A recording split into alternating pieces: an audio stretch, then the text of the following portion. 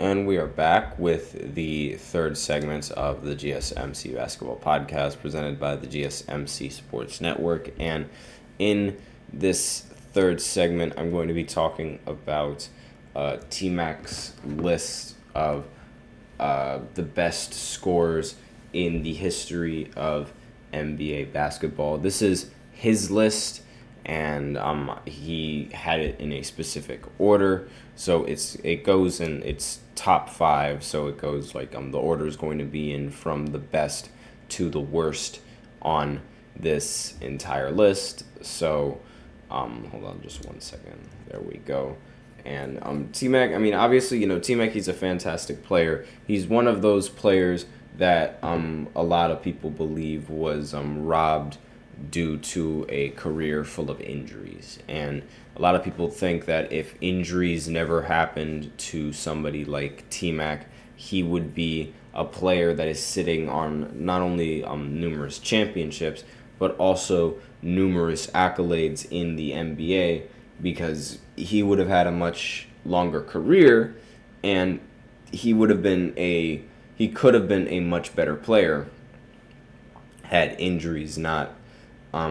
not succumbed to his injuries in a rather early stage, I guess you could say. And so, I mean, he was if you want to talk about one of the league's best scorers in the NBA, then T-Mac is probably going to come up in a lot of people's, in a lot of conversations with a lot of people, because T-Mac was a phenomenal scorer when he was on the Orlando Magic. More so on the Magic than when he was on the Houston Rockets. However, on Houston, he did end up scoring that ridiculous 13 points in like 11 seconds or something like that. And he obviously, you have to be a phenomenal scorer to be able to do that. And to have his opinion on the scoring list, you would usually think that they have some say in these kinds of conversations, because not only have they most likely played some of these players,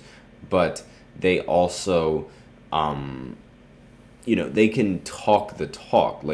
It's not like they're just talking out of just from what they see with their eyes. Like, they're talking about what they see up close, because it's most of the players on these lists he's played against, and it would make sense how he would have some players like that on the list, and how he might not have several other players on the list that you would consider them over these players. Because this list right here, in my opinion, it's not really the best top 5 scoring list you could make.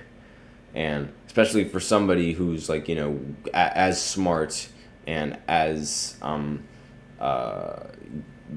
as intelligent in the basketball world as T-Mac. So Michael Jordan is number 1, which is not a problem. I don't have a problem if you have Michael Jordan at number 1. Kobe Bryant is second on this list, and that makes complete sense why Kobe Bryant would be so high on his list, and why he would also even be on his list. Kobe is arguably one of the league's best scorers. Aside from Wilt Chamberlain's 100-point game, Kobe had the best performance by the best scoring performance by any NBA player. And in the modern NBA, it's by far one of the best scoring performances that the league has ever seen.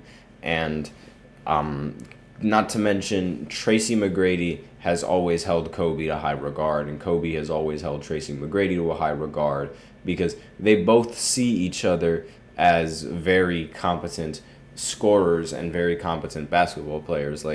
To Kobe, T-Mac was essentially him, except much taller. And Kobe felt that T-Mac had a better advantage in every single category and in every single department, because of T-Mac was able to utilize his height so well. And so despite that, T-Mac still had tremendous respect for Kobe and everything that Kobe has been able to do. But so that's the reason why he is ranked second on this list. Next is Carmelo Anthony, who is probably, in my opinion, the most controversial one on this entire list.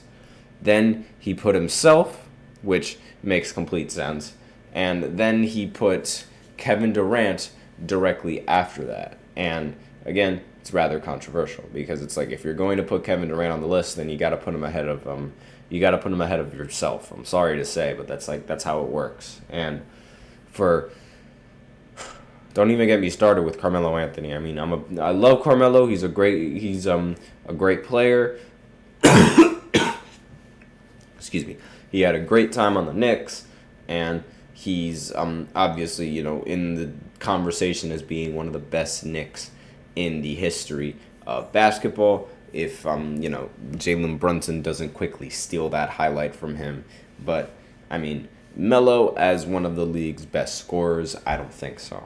Because Melo, while he was a phenomenal scorer, he wasn't a very efficient scorer most of the time. Now, Melo, he only had 1 year, I believe, where he was leading the entire NBA in points per game. And that's for somebody who is known for being just a pure scorer, leading your being able to only get one scoring title in your entire career it doesn't look good. It just doesn't look good. Kevin Durant, he's considered a scorer, but he has 4 scoring titles, right? And who else does he have on this list? Kobe Bryant. He's considered a scorer. He has 2. That's still more than 1. And obviously, Michael Jordan, one of the best scorers ever. He's won several in a row. He's had a set where he's won 3 in a row, and then he had a ridiculous streak from 1987 all the way down to 1993, where he won 7 in a row. And it's there's just you have the scoring titles, but Melo, he only has 1 scoring title. And not only that, it's not even it was really an efficient scoring season. It wasn't it wasn't like any of Michael Jordan's scoring seasons where he was shooting 50% from the field. Melo was shooting rather poorly from the field, honestly. If you want to be honest and look at the numbers that Melo was averaging in that year, he was only shooting 44% from the field, and he was shooting 37% from 3, which was a little bit impressive, I guess, but he was also shooting from inside the arc. He was shooting 47% from 2, which was way worse than his field goal percentage, which is it's kind of surprising, honestly. But that just goes to show you the kind of shots that he takes, the kind of mid-ranges that he leans on, and things like that. And it's again, you would rather him take different kinds of shots than the shots that he takes. And I would also much rather somebody else on this list as opposed to Carmelo Anthony. And I don't understand why people are so afraid of putting LeBron James in these best scoring lists, because it's if you want to put Carmelo Anthony on this list, you can easily put LeBron on there. I mean, LeBron has as many scoring titles in his career as Carmelo Anthony does in his career, and one gets considered in scoring titles more than the other just because one is considered holds the title of scorer.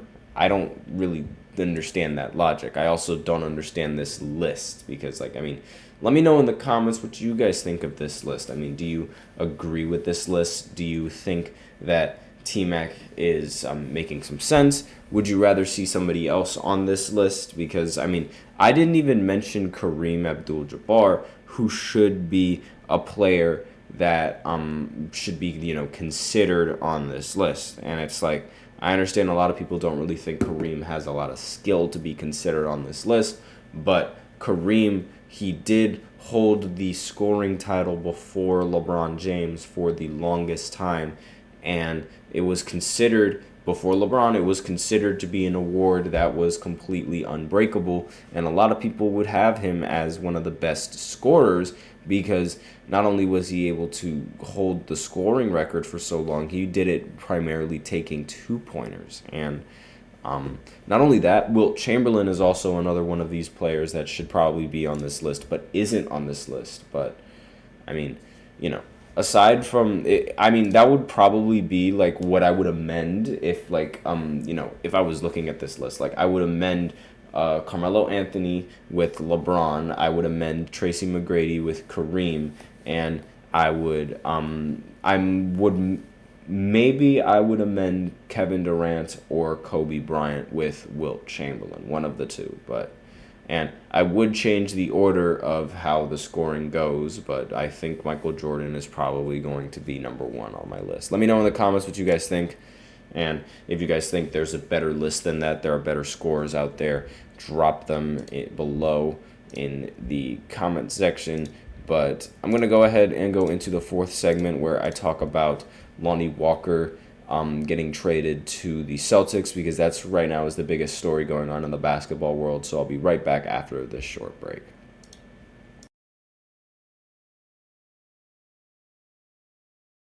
For the best and latest podcasts available anywhere, go to the podcast app on your cell phone and type in GSMC to access free content-rich podcasts on health and wellness, book reviews, sports, entertainment, relationships, social media, movies, technology, finance, and even weird news. Subscribe and download the GSMC Podcast Network's family of shows, available everywhere podcasts are found.